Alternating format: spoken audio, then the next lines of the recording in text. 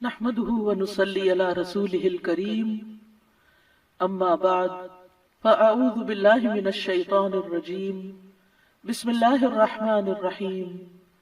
رب اشرح لي صدري ويسر لي أمري واحلل عقدة من لساني يفقهوا قولي۔ السلام علیکم ورحمۃ اللہ وبرکاتہ۔ مومن اپنے ہر کام کا آغاز بسم اللہ سے کرتا ہے، اللہ کے نام سے کرتا ہے، کیونکہ اللہ ہی نے ہمیں پیدا کیا ہے، اللہ ہی ہمیں رزق دے رہا ہے، اللہ ہی کی طرف ہمیں لوٹ کر جانا ہے۔ لہذا ہمیں اس زندگی میں ہر کام کرتے ہوئے اپنے رب کو یاد رکھنا چاہیے۔ قرآن مجید کا آغاز بھی اللہ سبحانہ وتعالیٰ نے بسم اللہ سے کیا، اور ہمارے لیے یہی مشروع کیا کہ ہم اپنا ہر قول اور عمل بسم اللہ کے ساتھ شروع کریں۔ پہلی وحی کا آغاز بھی اللہ کے نام کے ساتھ ہوا۔ جبریل امین نے پہلی مرتبہ جب نبی صلی اللہ علیہ وسلم کو قرآن مجید کی پہلی آیت سکھائی تو فرمایا اقرأ بسم ربک الذی خلق، اپنے رب کے نام سے پڑھ جس نے پیدا کیا۔ تو گویا عبادت ہو یا ہمارے دنیا کے کام ہو، ان سب میں ہمیں اپنے رب کو یاد رکھنا ہے، اور اس کے بے شمار فائدے بھی ہیں۔ اللہ سبحانہ وتعالیٰ کا نام بابرکت ہے، لہذا جب ہم اللہ کے نام سے کوئی کام شروع کرتے ہیں تو ہمارے کاموں میں برکت پیدا ہو جاتی ہے۔ قرآن مجید میں آتا ہے تبارک اسم ربک ذو الجلال والاکرام، بہت بابرکت ہے تیرے رب کا نام جو بہت عظمت والا، اکرام والا ہے۔ جب ہم عبادت کرتے ہیں تو کہتے ہیں ایاک نعبد و ایاک نستعین، صرف تیری ہی ہم عبادت کرتے ہیں اور تجھی سے ہم مدد چاہتے ہیں، کیونکہ ہم کمزور ہیں، ہم اللہ کی عبادت کا حق ادا نہیں کر سکتے۔ اس لیے کوئی بھی کام جو عبادت کی نوعیت سے تعلق رکھتا والی خاص عبادات سے، ان کے آغاز میں بھی اللہ کا نام لینا چاہیے، کیونکہ اس سے اللہ کی مدد حاصل ہوتی ہے، اور پھر مزید نیک کاموں کی توفیق بھی ہوتی ہے۔ انسان برائی سے بچتا ہے، شیطان کے وار سے محفوظ رہتا ہے، کیونکہ اللہ تعالیٰ کی مدد، توفیق اور سپورٹ انسان کو حاصل ہو جاتی ہے، اور انسان کے اندر کوئی فخر اور غرور نہیں آتا۔ وہ یہی سمجھتا ہے کہ جو بھی نیک کام میں کر رہا ہوں وہ اللہ کی مدد سے، اللہ کی توفیق سے ہی کر رہا ہوں، اس میں میرا اپنا کوئی کمال نہیں۔ وما توفیقی الا باللہ، نہیں مجھے توفیق مگر اللہ کے نام کے ساتھ ہی۔ پھر اسی طرح جب انسان بسم اللہ سے کام کا آغاز کرتا ہے تو انسان کو اخلاص نصیب ہوتا ہے، کیونکہ جب اللہ کا نام لیا تو اللہ کے نام کے ساتھ اللہ ہی کے لیے کام کرنا چاہیے، جو بھی کچھ ہم کریں۔ اور پھر اگر وہ کام صحیح ہے، عبادت کا ہے یا دنیاوی امور سے متعلق ہے، تو پھر ہماری نیت اور ہمارا قبلہ درست ہو جاتا ہے، انسان کو اخلاص نصیب ہو جاتا ہے۔ پھر اسی طرح یہ ہے کہ انسان جب اللہ کے نام کے ساتھ کوئی کام کرتا ہے تو اللہ کی نعمتوں کی یاد دہانی بھی ہوتی ہے۔ مثال کے طور پر اگر آپ پانی پی رہے ہیں تو جب آپ پانی پینے لگتے ہیں تو بسم اللہ کہتے ہیں، اور جب بسم اللہ کہتے ہیں تو آپ کو اللہ کی یاد آ جاتی ہے، اور پھر ساتھ ہی وہ نعمت جو آپ استعمال کر رہے ہیں اس کے بارے میں غور و فکر بھی نصیب ہوتا ہے کہ یہ اللہ نے پانی پلایا ہے، اور پھر انسان کا غور و فکر اسے کہیں سے کہیں لے جاتا ہے، اس کے اندر ایک وسعت پیدا ہوتی ہے، وہ سوچتا ہے کہ یہ پانی میرے گلاس میں کہاں سے پہنچا، کس نے اتارا۔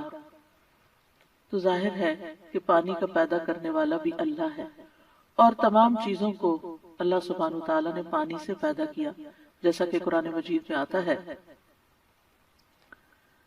ہم تک جو پانی پہنچتا ہے کچھ تو زمینی ذرائع سے اور بیسیکلی بارش کے ذریعے آتا ہے۔ بارش کیسے آتی ہے؟ سمندروں کا پانی بخارات کی شکل میں اوپر اٹھتا ہے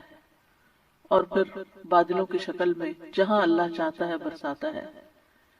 جب بادل برستے ہیں یا برف پڑتی ہے تو پہاڑوں کی چوٹیوں پر اور مختلف جگہوں پر یا تو پانی جم جاتا ہے یا پھر ندی نالوں کی شکل میں، دریاؤں کی شکل میں بہنے لگتا ہے، اور کچھ پانی رس کر زمین کے اندر چلا جاتا ہے، چشموں کی شکل اختیار کر لیتا ہے، اور پھر مختلف ذرائع سے ہوتے ہوتے وہ ہم تک پہنچتا ہے جسے ہم پیتے ہیں،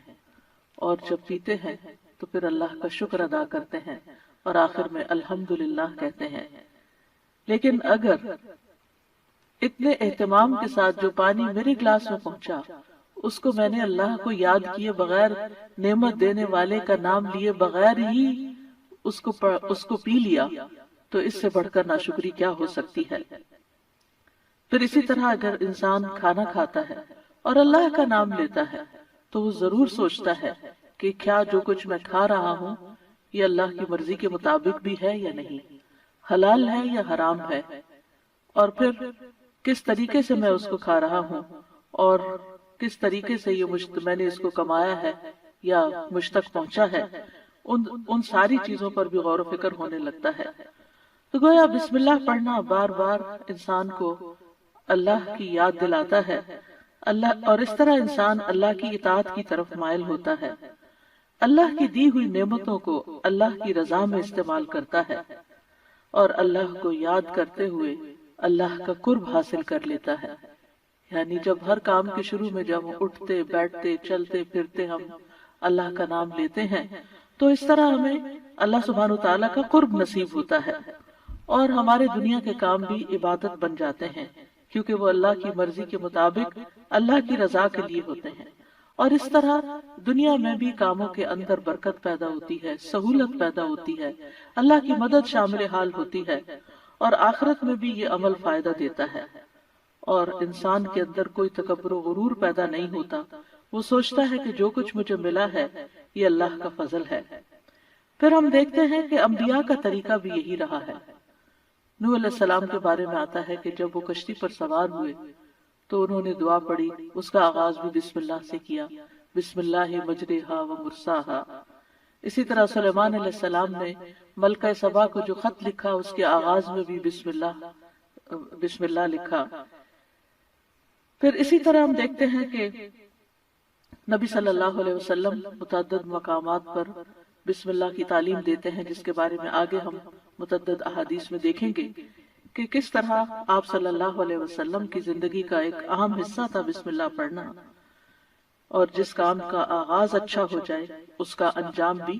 اچھا ہوتا ہے۔ قرآن مجید کا آغاز بھی بسم اللہ کے ساتھ ہو رہا ہے، اور بسم اللہ قرآن مجید کی ایک مستقل آیت ہے، یعنی یہ کہ سورۃ الفاتحہ یہ کسی اور سورت میں داخل نہیں ہے،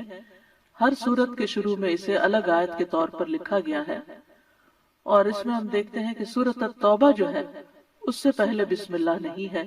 کیونکہ بسم اللہ سے امان حاصل ہوتی ہے، اور سورۃ التوبہ کے شروع میں امان سے یعنی کہ مشرکین کو امان سے نکالا جا رہا ہے، بری ذمہ کیا جا رہا ہے۔ تو بہرحال آغاز ہوتا ہے قرآن مجید کا بسم اللہ الرحمن الرحیم کے ساتھ، یعنی میں اللہ کی مدد طلب کرتے ہوئے اپنی قرات کو اللہ کے نام سے شروع کرتا ہوں، اور پھر اس میں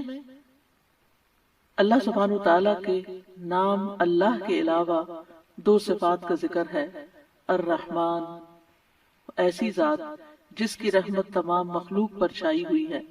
اور الرحیم ایسی ذات جو مومنوں پر آخرت میں بھی رحم فرمائے گی۔ جہاں تک لفظ اللہ کا تعلق ہے تو اس کو اسم الجلالہ بھی کہتے ہیں۔ اللہ کی اصل الالہ ہے، اور لغت عرب میں الہ 4 معنوں پر بولا گیا ہے۔ نمبر 1 المعبود، جس کی عبادت کی جائے۔ نمبر 2 الملجا، جس کی پناہ لی جائے۔ نمبر 3 المفزوع الیہ، گھبراہٹ میں جس سے مدد حاصل کی جائے۔ نمبر 4 المحبوب، وہ محبوب جس کے ساتھ عظیم محبت ہو۔ اور اس کے بارے میں عقلیں حیران ہو جائیں۔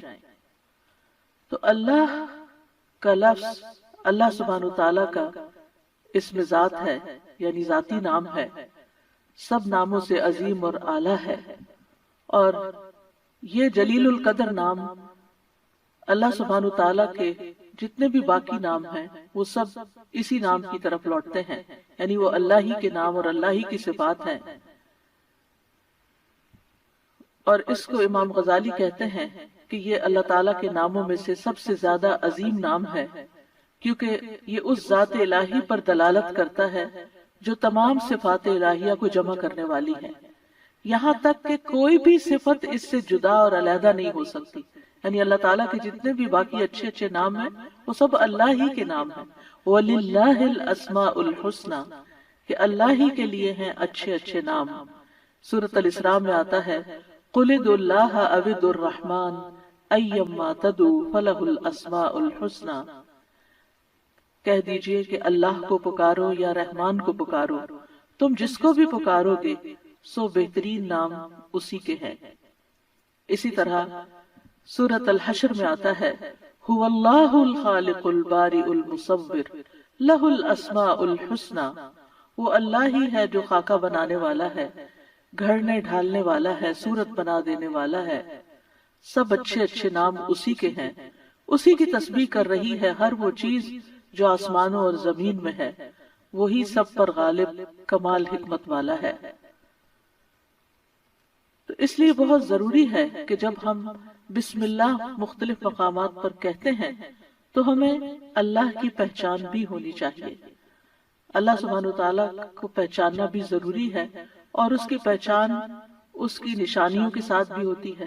جو کائنات میں پھیلی ہوئی ہیں، اس کی پہچان اس کی کتاب کے ذریعے بھی ہوتی ہے، اور اس کی پہچان نبی صلی اللہ علیہ وسلم نے بھی کروائی ہے۔ لہٰذا اگر ہم اللہ تعالیٰ کو پہچانیں گے تو ہم صحیح طور پر پورے شعور کے ساتھ بسم اللہ ادا کریں گے۔ بلحجیم قبیلے کے ایک آدمی سے روایت ہے، وہ کہتے ہیں کہ میں نے پوچھا ہے اللہ کے رسول آپ کن چیزوں کی دعوت دیتے ہیں؟ نبی صلی اللہ علیہ وسلم نے فرمایا میں اس اللہ کی طرف دعوت دیتا ہوں جو یکتا ہے۔ قال ادعو الی اللہ وحدہ، وہ اللہ کون ہے؟ اللہ وہ اللہ کہ جب تم پر کوئی مصیبت آتی ہے اور تم اسے پکارتے ہو تو وہ تمہاری مصیبت دور کر دیتا ہے، اور جب تم کسی بیابان اور جنگل میں راستہ بھول جاؤ اور اس سے دعا کرو تو وہ تمہیں واپس پہنچا دیتا ہے، جب تم قحط سالی میں مبتلا ہوتے ہو اور اس سے دعا کرتے ہو تو وہ پیداوار ظاہر کر دیتا ہے، یعنی تمہارے سب کام وہی بناتا ہے۔ لیکن یہاں خاص طور پر اس آیت کے اندر یعنی بسم اللہ الرحمن الرحیم کے اندر اللہ سبحانہ وتعالیٰ نے اپنا جو تعارف کرایا ہے، اپنی جو پہچان کرائی ہے، وہ اپنی صفت رحمت کے ساتھ کروائی ہے کہ کون ہے اللہ؟ وہ جو بے حد مہربان، بہت ہی زیادہ مہربان۔ الرحمن فعلان کے وزن پر مبالغہ کا صیغہ ہے کہ جو بہت ہی زیادہ، یعنی انسان کی عقل اس کو کمپریہنڈ کر ہی نہیں سکتی کہ وہ کتنا مہربان ہے۔ اور پھر مزید اسی صفت سے، صفت رحمت ہی سے الرحیم کا لفظ آیا کہ جو بار بار رحم کرنے والا ہے۔ لہذا اللہ سبحانہ وتعالی وہی ہے جو اپنی رحمتیں نچھاور کرتا ہے، اور رحمت کا مطلب ہے نرمی اور شفقت کرنے والا۔ گویا اللہ سبحانہ وتعالی کی صفات میں اللہ تعالیٰ کے اپنے بندوں کے ساتھ، اپنی مخلوق کے ساتھ معاملہ کرنے میں نرمی اور شفقت ہے۔ اور رحمان اور رحیم دونوں صفات اللہ ہی کی ہیں، دونوں نام اللہ ہی کے ہیں، لیکن دونوں میں تھوڑا فرق ہے۔ رحمان ایسی رحمت والا جس کی رحمت دنیا کی تمام مخلوقات کو اور آخرت میں مومنوں کو بھی شامل ہے، یعنی یہ رحمت عام ہے۔ اور اسی نام سے اللہ سبحانہ وتعالیٰ نے اپنے آپ کی پہچان کروائی کہ الرحمن علی العرش استویٰ، وہ بے حد رحم فرمانے والا عرش پر بلند ہوا۔ اور رحیم سے مراد ایسی رحمت والا کہ جو قیامت کے دن صرف مومنوں کے لیے ہوگی۔ اور ہم جانتے ہیں کہ اللہ سبحانہ وتعالیٰ کی رحمت کے 100 حصے ہیں، جس میں سے صرف ایک حصہ دنیا میں اتارا ہے، باقی اللہ سبحانہ وتعالیٰ نے آخرت کے لیے، یعنی اس کی باقی رحمتیں 99 جو ہیں وہ آخرت کے لیے ہیں جس کی بنا پر وہ بندوں کی بخشش فرمائے گا۔ یہاں دونوں ناموں کو اکٹھا کیوں کیا گیا ہے؟ اللہ سبحانہ وتعالیٰ کے دونوں نام الرحمن اور رحیم کا مل کر آنا اللہ سبحانہ وتعالیٰ کی رحمت کے مزید کمال کو بیان کرتا ہے، اور اس کے بارے میں ابن القیم رحمہ اللہ کہتے ہیں کہ جہاں تک الرحمن اور رحیم دونوں ناموں کو جمع کرنے کا تعلق ہے تو اس کا معنی ان دونوں معنوں سے اچھا ہے جو معنی ان کے الگ الگ بیان کیے جاتے ہیں، یعنی وہ مزید جمع ہو جاتا ہے، اور وہ یہ ہے کہ الرحمن اللہ کی قائم صفت پر دلالت کرتا ہے اور لفظ الرحیم اللہ کی مخلوق پہ کی جانے والی رحمت سے تعلق رکھتا ہے۔ پس نام اللہ یعنی پہلا نام جو ہے اللہ کی ذاتی صفت یعنی ذاتی صفت رحمت پہ دلالت کرتا ہے، اور دوسرا نام اللہ کے فعل پر دلالت کرتا ہے کہ اللہ اپنی رحمت کے ساتھ مخلوق پر رحم فرماتا ہے۔ اور ابن قیم یہ بھی کہتے ہیں کہ ان دونوں صفات کو جمع کرنے کا یہ فائدہ ہے کہ اللہ نے دنیا میں جلد اور آخرت میں بعد میں واقع ہونے والی رحمت کی خبر دی ہے، اور اللہ کی خاص اور عام رحمت کے متعلق خبر دی گئی ہے، اور اللہ کی رحمت اس کے غضب پر غالب ہے۔ ابو ہریرہ کہتے ہیں کہ رسول اللہ صلی اللہ علیہ وسلم نے فرمایا، جب اللہ مخلوق کو پیدا کر چکا تو اس نے اپنی کتاب لوح محفوظ میں لکھا جو اس کے پاس عرش پر موجود ہے کہ میری رحمت میرے غضب پر غالب ہے، اور اس کی رحمت بہت وسیع ہے۔ قرآن مجید میں آتا ہے وَرَحْمَتِي وَسِعَتْ كُلَّ شَيْءٍ، میری رحمت نے ہر چیز کو گھیر رکھا، کوئی اس کو مانتا ہے یا نہیں مانتا، اس کی عبادت کرتا ہے یا نہیں کرتا، تو ہم جتنے بھی دنیا میں لوگ چل پھر رہے ہیں سخت سخت نافرمانیاں کرتے ہیں، لیکن اس کے باوجود وہ ہمیں جینے کی مہلت دیتا ہے، رزق دیتا ہے، ہمارے کام سنوارتا ہے، ہمیں مشکلات سے بچاتا ہے۔ تو اللہ کے یہ دونوں نام جو ہیں یہ انسان کو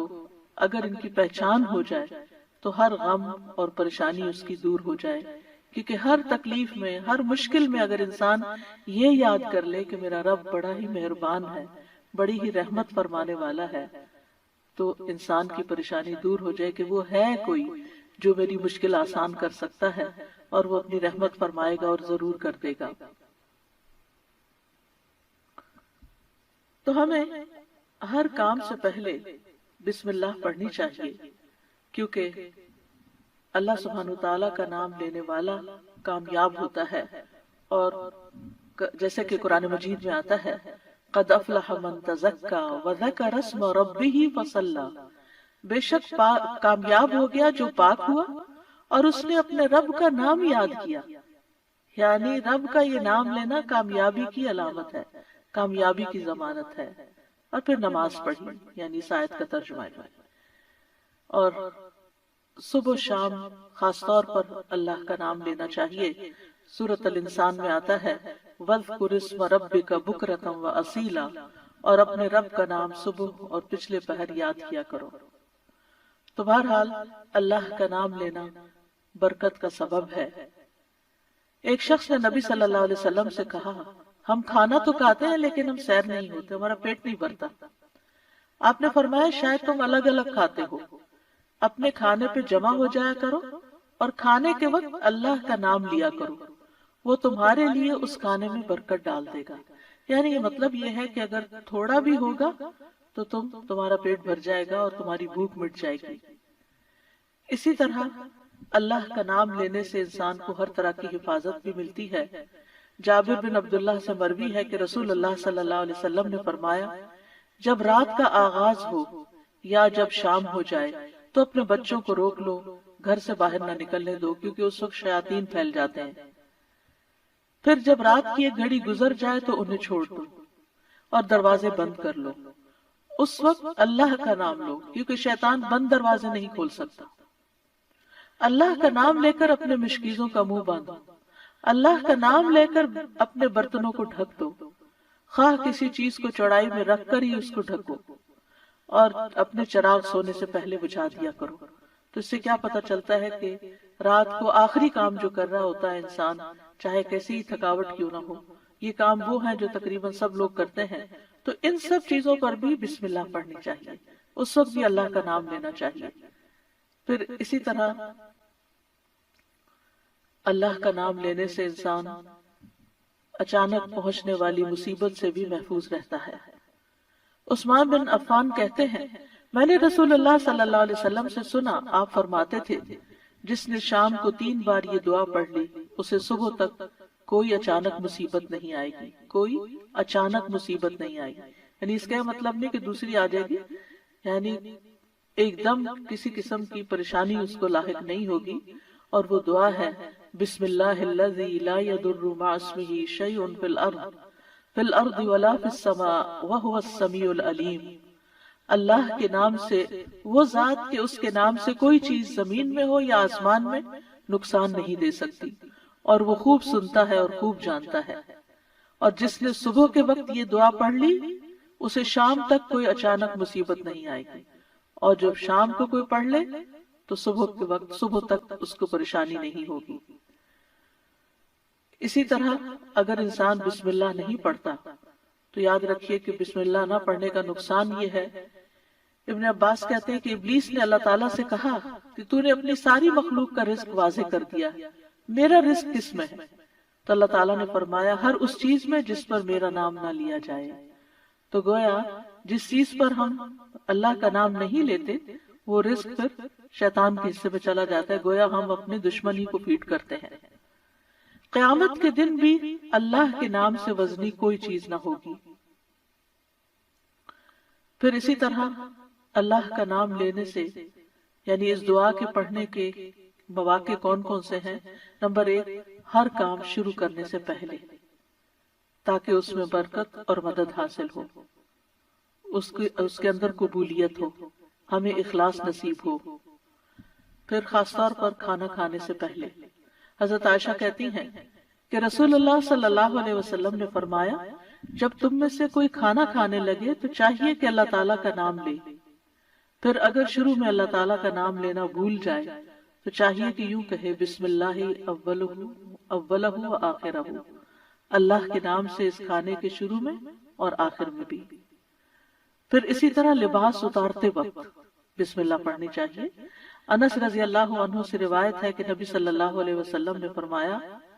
جنوں کی آنکھوں اور بنی آدم کی شرمگاہوں کا پردہ یہ ہے کہ جب ان میں سے کوئی اپنے کپڑے اتارے تو بسم اللہ پڑھ لے، یعنی اتارنے سے پہلے پڑھ لے، تو جن اور شیاطین کی نظر نہیں لگتی۔ اسی طرح جب آپ بچوں کو کپڑے تبدیل کروا رہے ہوں تو اس وقت بھی بسم اللہ پڑھ لیں۔ اسی طرح بیت الخلاء جاتے وقت، یعنی اندر پاؤں رکھنے سے پہلے بسم اللہ پڑھ کے دروازہ کھولیں۔ حضرت علی رضی اللہ عنہ روایت کرتے ہیں، کہتے ہیں کہ رسول اللہ صلی اللہ علیہ وسلم نے فرمایا، جنوں کی آنکھوں اور بنی آدم کی شرمگاہوں کا پردہ یہ ہے کہ جب ان میں سے کوئی بیت الخلاء جائے تو بسم اللہ پڑھ لے، یعنی وہاں بھی وہ، یعنی کیونکہ جب انسان ننگا ہوتا ہے تو فرشتے، اس حفاظت کے فرشتے اس سے دور چلے جاتے ہیں، تو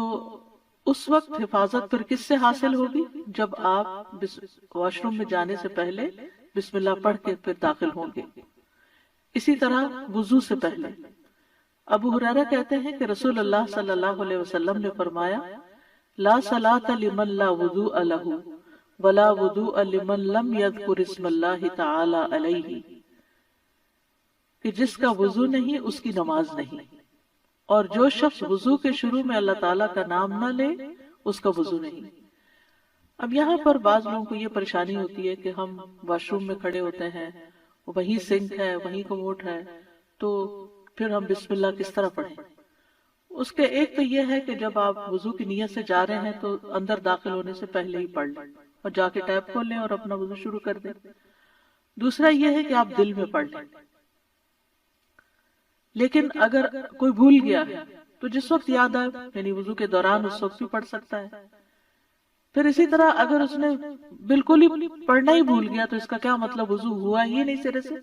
یا پھر یہ کہ اس کی نماز، اگر وضو نہیں ہوا تو کیا نماز ہی نہیں، اس کا مطلب یہ ہے کہ اس کا وضو کامل نہیں ہوا۔ یہاں علماء نے اس کا مطلب یہ کیا ہے کہ اس کے وضو میں نقص رہ گیا، وضو ہو جائے گا، نماز ہو جائے گی، لیکن وہ جو برکت حاصل ہونی تھی یا زیادہ ثواب ملنا تھا اس سے انسان محروم ہو جاتا ہے۔ پھر اسی طرح یہ ہے کہ قرآن مجید کی قرأت سے پہلے بسم اللہ پڑھنی چاہیے۔ قتادہ سے روایت ہے، وہ کہتے ہیں کہ انس رضی اللہ عنہ سے سوال کیا گیا کہ نبی صلی اللہ علیہ وسلم کی قرأت کیسی تھی، تو انہوں نے بیان کیا کہ آپ صلی اللہ علیہ وسلم کھینچ کر پڑھتے تھے۔ پھر آپ نے بسم اللہ الرحمن الرحیم کو پڑھا، یعنی بسم اللہ الرحمن الرحیم، یعنی مد کے ساتھ پڑھتے تھے، الرحمن کو اور رحیم کو بھی کھینچ کر تلاوت کرتے تھے۔ پھر اسی طرح کھانا کھانے سے پہلے بھی عمر بن ابی سلمہ رضی اللہ عنہ کہتے ہیں، میں بچہ تھا اور رسول اللہ صلی اللہ علیہ وسلم کی پرورش میں تھا۔ عمر بن ابی سلمہ جو ہیں یہ ابو سلمہ رضی اللہ عنہ کے بیٹے ہیں، ام سلمہ کے بھی بیٹے ہیں۔ ام سلمہ کی جب شادی ہوئی تو یہ نبی صلی اللہ علیہ وسلم کے گھر میں بچے آ گئے، یعنی آپ کے ربیب تھے اور آپ کی پرورش میں تھے۔ تو وہ کہتے ہیں کہ کھانا کھاتے وقت میرا ہاتھ برتن میں چاروں طرف گھوما کرتا جیسے بچے عام طور پر کرتے ہیں۔ تو رسول اللہ صلی اللہ علیہ وسلم نے مجھ سے فرمایا، اے لڑکے بسم اللہ پڑھ لیا کرو اور دائیں ہاتھ سے کھایا کرو، اور برتن میں وہاں سے کھایا کرو جو جگہ تم سے نزدیک ہو، یعنی اپنے سامنے سے کھاؤ۔ وہ کہتے ہیں کہ چنانچہ اس کے بعد میں ہمیشہ اسی ہدایت کے مطابق کھاتا رہا۔ تو یہ کھانا یعنی ٹیبل مینرز ہیں، کھانا کھانے کے آداب ہیں، اور اس میں نہ صرف یہ کہ بڑوں کو اس کا اہتمام کرنا چاہیے بلکہ بچوں کو بھی سکھانا چاہیے۔ پھر اسی طرح گھر میں داخل ہوتے وقت بسم اللہ پڑھ کر داخل ہوں۔ جابر رضی اللہ عنہ سے روایت ہے، وہ کہتے ہیں کہ میں نے رسول اللہ صلی اللہ علیہ وسلم کو فرماتے ہوئے سنا، جب آدمی اپنے گھر میں داخل ہوتا ہے تو وہ داخل ہوتے وقت اور کھانا کھاتے وقت اللہ کا نام لیتا ہے تو شیطان کہتا ہے کہ آج تمہارے لیے اس گھر میں نہ رات گزارنے کی جگہ ہے اور نہ ہی رات کا کھانا ہے۔ اور اگر وہ داخل ہوا لیکن اپنے داخل ہوتے ہوئے اللہ کا نام نہ لیا تو کہتا ہے تم نے رات گزارنے کی جگہ پالی، اور اگر اپنے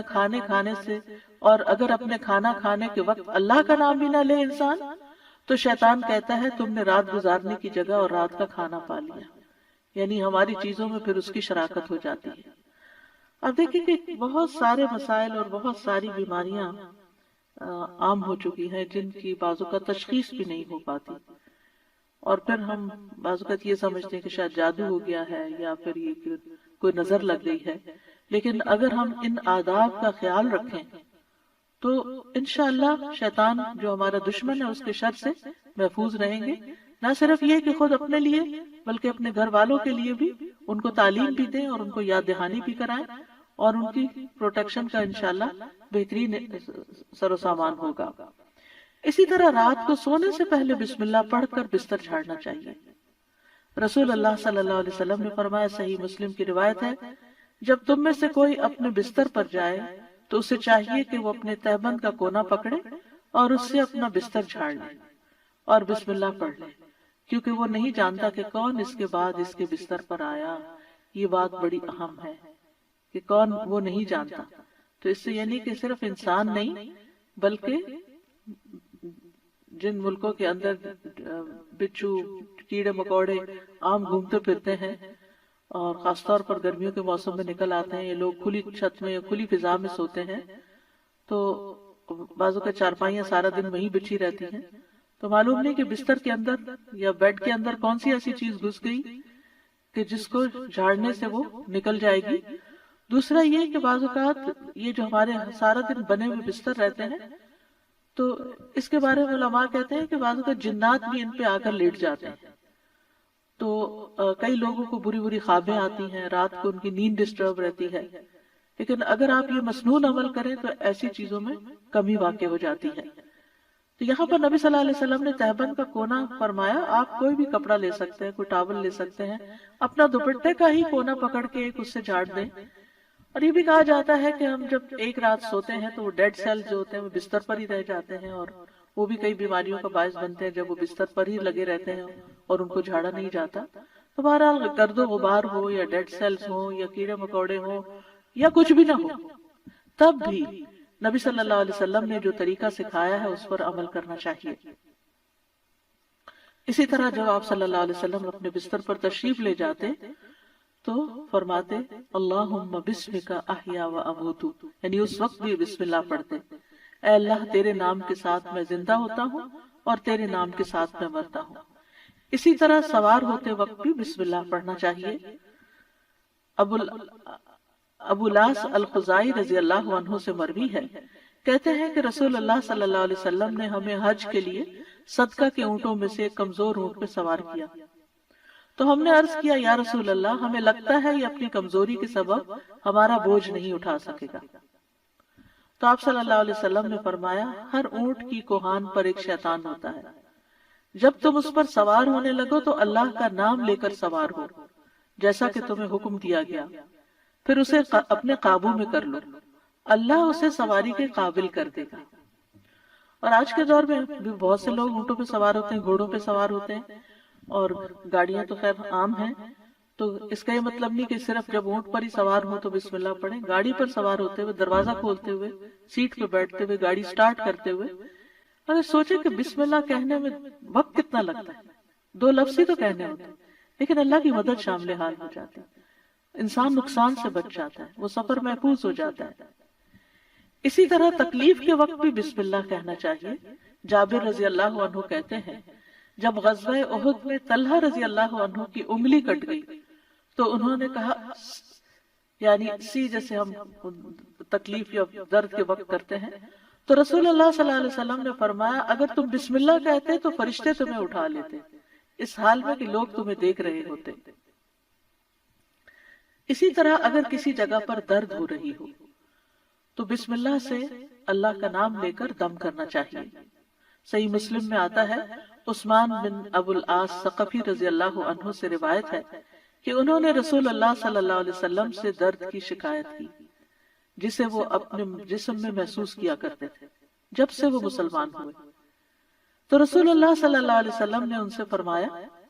اپنا ہاتھ اس جگہ رکھو جہاں تم اپنے جسم سے درد محسوس کرتے ہو اور 3 بار بسم اللہ کہو۔ یہاں اس حدیث سے یہ پتہ چلتا ہے کہ جہاں شدت زیادہ ہو، تکلیف وغیرہ کی، وہاں بسم اللہ کو ریپیٹ بھی کیا جا سکتا ہے۔ 3 مرتبہ بسم اللہ کہو اور 7 مرتبہ یہ پڑھو اعوذ باللہ وقدرتہ من شر ما اجد واحاذر،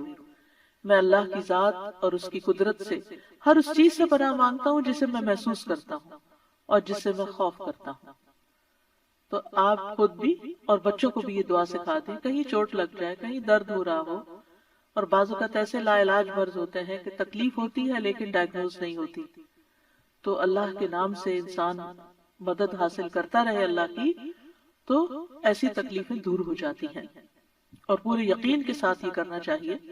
اور وہ تمام چیزیں جو نبی صلی اللہ علیہ وسلم نے سکھائیں وہ سنت زندہ بھی کرنی چاہیے، اور یہ یقین رکھتے ہوئے کہ یہ سب کچھ وحی کے ذریعے آپ کو بتایا گیا تھا، یعنی آپ نے اپنی خواہش نفس سے یہ باتیں نہیں سکھائیں یا کوئی تیر تکے سے نہیں بتائیں، بلکہ آپ کو سکھائی گئی تھی۔ اسی طرح ہم دیکھتے ہیں کہ جب آپ بیمار ہوئے تو جبریل علیہ السلام آپ کی خدمت میں تشریف لائے اور فرمایا اے محمد آپ بیمار ہو گئے ہیں؟ آپ صلی اللہ علیہ وسلم نے فرمایا ہاں۔ جبریل علیہ السلام نے فرمایا بسم اللہ ارقیک من کل شیء یؤذیک من شر کل نفس او عین او حاسد اللہ یشفیک بسم اللہ ارقیک، اور یوں بھی روایت میں آتا ہے او عین حاسد اللہ یشفیک بسم اللہ ارقیک، میں آپ کو اللہ کے نام سے دم کرتا ہوں، آپ کو تکلیف دینے والی ہر چیز سے، ہر جان یا ہر آنکھ یا حاسد کے شر سے اللہ آپ کو شفا دے، میں آپ کو اللہ کے نام سے دم کرتا ہوں۔ اس میں آپ دیکھیے کہ ہر تکلیف دینے والی چیز سے، بعض اوقات انسان کھانا ہی ایسا کھا لیتا ہے کہ جس سے بیمار پڑ جاتا ہے، یا کوئی ایسا خواب دیکھ لیتا ہے کہ جس کو پریشان کرتا ہے، سٹریس میں ڈال دیتا ہے اور اس سے انسان بیمار ہو جاتا ہے، یا اسی طرح بعض لوگوں کی نظر لگ جاتی ہے، بعض لوگوں کا حسد ہوتا ہے۔ تو ان سب بیماریوں کو جو ہم جانتے ہیں اور جن کی روٹ کاز ہمیں معلوم ہی نہیں، ان سب کے لیے بھی بہترین دم ہے جو جبریل علیہ السلام نے خود نبی صلی اللہ علیہ وسلم پر کیا۔ تو اس لیے ان چھوٹی چھوٹی دعاؤں کو ہمیں یاد کر لینا چاہیے۔ اگر یاد کرنے میں مشکل ہوتی ہے، بعض لوگوں کا حافظہ کمزور ہوتا ہے، تو پھر یہ رقیہ آپ لکھ کے بھی اپنے پاس رکھ سکتے ہیں، اور اپنے گھر والوں کو، اپنے پیاروں کو خود دم کر سکتے ہیں۔ اسی طرح آپ دیکھیے کہ ہم بستری کے وقت بھی بسم اللہ کا حکم ہے، یعنی اس سے یہ پتہ چلتا ہے کہ چاہے آپ نماز پڑھ رہے ہیں یا قرآن پڑھ رہے ہیں یا پھر عین دنیا کے کوئی کام کر رہے ہیں تو آپ بسم اللہ سے ان کا آغاز کریں۔ ابن عباس کہتے ہیں، اور وہ اس حدیث کو نبی صلی اللہ علیہ وسلم تک پہنچاتے ہیں کہ آپ نے فرمایا، جب تم میں سے کوئی اپنی بیوی کے پاس آئے تو کہے بسم اللہ اللہم جنبنا الشیطان وجنب الشیطان ما رزقتنا، اللہ کے نام کے ساتھ اے اللہ ہمیں شیطان سے بچا اور شیطان کو اس چیز سے دور رکھ جو اس کے نتیجے میں تو ہمیں عطا فرمائے۔ یہ دعا پڑھنے کے بعد میاں بیوی کو جو اولاد ملے گی اسے شیطان نقصان نہیں پہنچا سکتا، یعنی اتنا فائدہ ہے اس دعا کا، یعنی عین اس وقت بھی اللہ کے نام کو، اللہ کی یاد کو نہیں بھولنا چاہیے۔ پھر اسی طرح جانور ذبح کرتے وقت قرآن مجید میں آتا ہے وَالْبُدْنَ جَعَلْنَاهَا لَكُم مِّن شَعَائِرِ اللَّهِ لَكُمْ فِيهَا خَيْرٌ فَاذْكُرُوا اسْمَ اللَّهِ عَلَيْهَا صَوَافَّ، اور قربانی کے بڑے جانور ہم نے انہیں تمہارے لیے اللہ کی نشانیوں سے بنایا، یعنی اللہ کی نشانیاں ہیں، تمہارے لیے ان میں بڑی خیر ہے، سو ان پر اللہ کا نام لو، اس حال میں کہ گھٹنا بندھے کھڑے ہوں، یعنی اونٹوں پر۔ اس کا مطلب نہیں ہے صرف اونٹوں پر، بلکہ آپ صلی اللہ علیہ وسلم نے ایک مرتبہ سینگوں والے مینڈوں کی قربانی دی تو آپ اپنے ہاتھ سے انہیں ذبح کر رہے تھے، اور صحابی کہتے ہیں کہ حضرت انس، میں نے دیکھا آپ نے ان کے رخسار پر قدم رکھا ہوا تھا، آپ نے بسم اللہ پڑھی اور تکبیر کہی، بسم اللہ اللہ اکبر۔ اسی طرح خط کے آغاز میں میت کو دفناتے وقت ابن عمر رضی اللہ عنہ سے مروی ہے کہ نبی صلی اللہ علیہ وسلم جب میت کو قبر میں اتارتے تو فرماتے بسم اللہ وعلی سنت رسول اللہ، اللہ کے نام سے اور رسول اللہ صلی اللہ علیہ وسلم کے طریقے پر۔ تو گویا آغاز بھی اللہ کے نام سے اور زندگی کا آخری مرحلہ بھی اللہ کے نام سے۔ تو کرنے کے کام یہ ہیں کہ ہر کام شروع کرنے سے پہلے اللہ کا نام لیں، تاکہ آغاز اچھا ہو تو انجام بھی اچھا ہو۔ شروع میں لینا بھول جائیں تو جب یاد آئے تو بسم اللہ پڑھ لیں۔ مثلاً بعض اوقات ہم بہت مصروف ہوتے ہیں یا بہت شدید بھوک لگی ہوتی ہے تو ایک دم ہم کھانے پہ جیسے ٹوٹ پڑتے ہیں اور بسم اللہ نہیں پڑھتے، حالانکہ جب کھانا لگ جاتا ہے تو گھر کا بڑا جو ہے وہ کہتا ہے بسم اللہ، یعنی شروع کیجیے۔ تو یہ جو لفظ بسم اللہ ہے، بسم اللہ الرحمن الرحیم، اس میں صرف یعنی کہ یہ جار مجرور ہے اور اس میں یا تو فعل محذوف ہے یا پھر اسم محفوظ ہے، محذوف ہے۔ محذوف کا مطلب ہے کہ وہ حذف کیا گیا ہے، موجود نہیں۔ کیوں؟ اس لیے کہ وہ انڈرسٹوڈ ہے کہ جب ہم کوئی کام کریں گے تو ہماری نیت میں وہ چیز ہوگی کہ اللہ کے نام سے میں پانی پیتا ہوں، اللہ کے نام سے میں کھانا کھاتا ہوں، اللہ کے نام سے میں سونے لگا ہوں، اللہ کے نام سے میں گھر سے نکلنے لگا ہوں۔ گھر سے نکلنے کے وقت کی دعا بھی بسم اللہ توکلت علی اللہ۔ تو ہمیں اپنی ساری زندگی کا جائزہ لینا ہے کہ ہم کہاں کہاں بسم اللہ پڑھتے ہیں۔ آپ دیکھیے کہ اسلامک کلچر میں تو ہر موقع پر، یعنی جب کوئی کام نہیں کہا جاتا، آپ کے بھی دل میں ہوتا ہے دوسرے کے بھی، تو آپ صرف بسم اللہ کہہ کے اس کو سمجھا دیتے۔ مثلا آپ کے گھر کی بیل بجتی، آپ دروازہ کھولتے ہیں، آپ کا کوئی دوست کھڑا ہوتا ہے تو آپ کہتے ہیں بسم اللہ، یعنی اس کا یہ مطلب آپ یہ نہیں کہتے اندر داخل ہو جاؤ، یہ نہیں بولتے، آپ کہتے بسم اللہ۔ آپ آتے ہیں تو آپ اس کو بٹھاتے ہیں، وہ آپ کے لیے کوئی گفٹ لایا ہوتا ہے تو آپ کو کہتے ہیں بسم اللہ، یہ آپ کے لیے ہے، یعنی پورا جملہ بھی نہیں بولتے، صرف بسم اللہ۔ پھر اسے آپ اس کو کھانے پہ بٹھاتے ہیں، کھانا پیش کرتے ہیں تو کہتے ہیں بسم اللہ۔ ہاتھ دھلانے کے لیے جاتے ہیں تو کہتے ہیں بسم اللہ۔ یعنی بسم اللہ ہمارے یعنی ایسے لفظ ہیں کہ جو ہماری ساری ما فی الضمیر کو بیان کر دیتے ہیں، اور کہنے والا بھی جانتا ہے کہ وہ اللہ کا نام کیوں لے رہا ہے، اور سننے والا بھی سن رہا ہوتا ہے کہ وہ اللہ کا نام کیوں لیا جا رہا ہے یہاں۔ تو اس لیے ہر کام شروع کرنے سے پہلے یعنی اپنا اس میں ایکشن جو ہے وہ ہڈن ہے، وہ دل میں ہے آپ کے، لیکن بس اللہ کا نام لینا برکت کا باعث ہوگا۔ تو اللہ کے نام کی برکتیں حاصل کریں، حسرتوں سے بچیں، اٹھتے بیٹھتے، یعنی آپ بیٹھنے لگے ہیں کہیں تو بسم اللہ پڑھ کے بیٹھ جائیں، وہاں سے اٹھنے لگے ہیں تو بسم اللہ پڑھ لیں، اپنی یہ عادت بنا لیں۔ اور بچوں کے سامنے ذرا اونچی آواز سے بسم اللہ کہیں تاکہ وہ سنیں اور بار بار سنتے رہیں۔ مجھے یاد ہے بچپن میں جب کوئی بچہ گر جاتا تھا تو ہماری پھوپھی ہمارے ساتھ رہتی تھی، تو اس وقت بھی بسم اللہ پڑھتی، پھر اٹھاتے ہوئے، پھر اس چوٹ کو سہلاتے ہوئے، یعنی ہر دوسرے کام میں بسم اللہ بسم اللہ، بچوں کو دودھ پلاتے ہوئے، بچوں کو اٹھاتے ہوئے، ان کو چینج کرتے ہوئے۔ تو یہ یعنی بسم اللہ ہماری گھٹی میں پڑ جانی چاہیے کہ ہم کوئی کام اللہ کی یاد کے بغیر نہ کریں۔ جس سے انسان کو محبت ہوتی ہے وہ اس کے دل میں رہتا ہے اور اس کو ہمیشہ وہ یاد کرتا رہتا ہے۔ تو جو لوگ اللہ سے محبت کرتے ہیں، اور اللہ کا لفظ کا تو معنی ہی کیا ہے، ایک معنی یعنی مألوہ، یعنی جس سے شدید محبت کی جاتی ہے، جسے اردو میں لفظ والہانہ کہتے ہیں آپ، والہانہ جس سے محبت کی جاتی ہے۔ تو اگر ہم اس کو اپنا اللہ سمجھتے ہیں، محبوب سمجھتے ہیں، اور اس سے والہانہ محبت کرتے ہیں، اور اس کی طرف پناہ لینا چاہتے ہیں، اپنے دشمن سے بچنا چاہتے ہیں، تو پھر اس کے لیے آپ اپنی عادت بنا لیں۔ اور جتنے مقامات کا میں نے ذکر کیا ہے ان پر تو خاص طور پر بسم اللہ کہنا نہ بھولیں۔ انشاءاللہ آپ دیکھیں گے کہ اس کی برکت سے، کہتے ہیں نا بسم اللہ کی برکت، تو بسم اللہ کی برکت سے آپ کی زندگی کے بہت سے کام آسان ہوں گے، بہت سی پریشانیوں سے نجات ملے گی۔ تو آئیے ایک دفعہ ہم خوبصورت آواز میں بسم اللہ سن لیتے ہیں۔ بسم اللہ الرحمن الرحیم، بسم اللہ الرحمن الرحیم،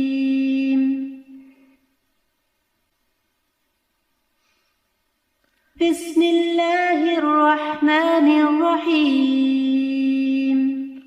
اور اسی کے ساتھ ہی بسم اللہ الرحمن الرحیم۔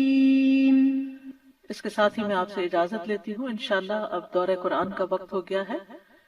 جو لوگ الہدیٰ لائیو پر ہیں وہ فیس بک پر یا زوم پر چلے جائیں، اور انشاءاللہ فیس بک اور یوٹیوب اور زوم پر انشاءاللہ دورہ قرآن پیش کیا جائے گا، اور کل انشاءاللہ اسی وقت 2 بجے پھر آپ کے ساتھ دوسرے پارے سے ایک آیت کا انتخاب کر کے آپ کے ساتھ بات چیت ہوگی۔ اس وقت تک کے لیے آپ سب کو اللہ کی حفاظت میں دیتی ہوں۔ اللہ سبحانہ وتعالی ہمارا یہ رمضان کا مہینہ، کیونکہ یہ رمضان اسپیشل ہے، رمضان کے سلسلے کی ایک کڑی ہے، اور اس وجہ سے اس کو رکھا گیا ہے، یعنی ہر پارے سے صرف ایک آیت کو سلیکٹ کیا گیا ہے تاکہ ہم ایک آیت کو سمجھ بھی جائیں اور اس کو اپنی زندگی میں لے آئیں، تاکہ ہمارا علم ہم پر بوجھ نہ ہو، ہمارے لیے عمل کرنا آسان ہو۔ یعنی کبھی یہ روایت رہی کہ ایک دن میں ایک سپارہ پورا پڑھ لیا جائے، کبھی تیز بارش ہوتی، اور کبھی ایک دن میں بس ایک آیت ہی سمجھ لی جائے۔ تو اصل مقصد کیا ہے؟ تدبر اور عمل، کہ ہم غور و فکر بھی کریں اور اس کے ساتھ ساتھ عمل بھی کریں۔ وآخر دعوانا ان الحمد للہ رب العالمین۔ سبحانک اللہم وبحمدک، اشہد ان لا الہ الا انت، استغفرک واتوب الیک۔ السلام علیکم ورحمۃ اللہ وبرکاتہ۔